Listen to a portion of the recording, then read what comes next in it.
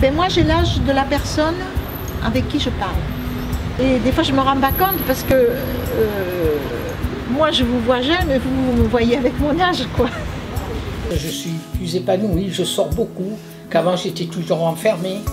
Bon, j'ai connu certaines personnes là, hein, ça nous amène quand même quelque chose. Au moins on ne reste pas à la maison tout le temps. Non. Là je sors, je viens ici, après on va promener, on fait des tas de choses. Voilà. Que toute seule on ne peut pas le faire.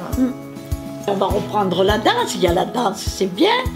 Là il y a du yoga. Il y a le sport, il y a le sport, il y a du yoga. Ah non, pour ça il y a beaucoup de choses. Hein. Moi tout seul je cuisinais plus.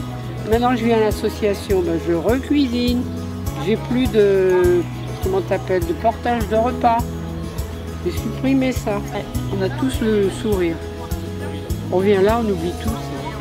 C'est ça qui est beau. Moi je suis toute seule chez moi. Alors.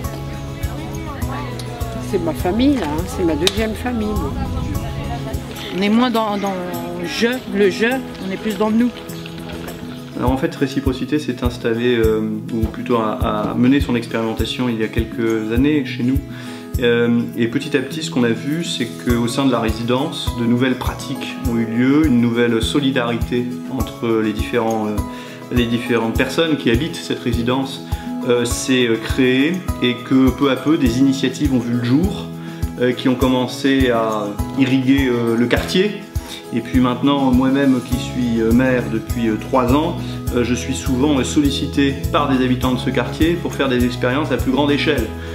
Donc le moins qu'on puisse dire, c'est que ça a diffusé très largement au-delà de la seule résidence, puisque aujourd'hui c'est toute la commune qui est concernée par des actions qui sont proposées et des initiatives qui sont lancées par les habitants grâce au dispositif qui a été mis en place par Réciprocité.